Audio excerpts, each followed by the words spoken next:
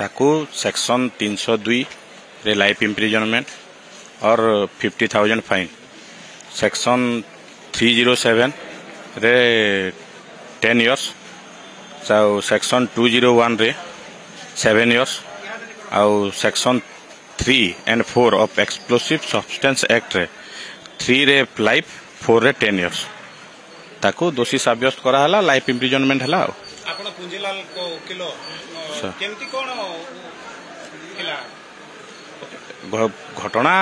घटना बाबले आगरू already discuss हो जाइए, आर्गुमेंट दुई पक्ष देदेले, से जहाँ कोर्ट विचार कले जे पुंजीलाल दोषी बोली आमे कोर्ट ऑर्डर को सम्मान जनाऊँ।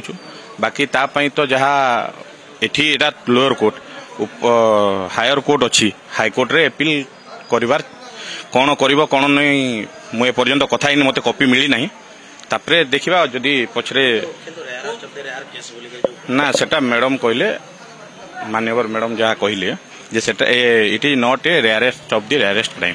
क्यों क्यों दफा क्यों दंड होइछि? 302 रे लाइफ इम्प्रिजनमेंट, 307 रे 10 इयर्स, 201 रे 7 इयर्स, एटा हला आईपीसी रे, आउ section 3 of explosive substance act रे लाइफ, आउ section 4 of explosive substance act रे 10 इयर्स।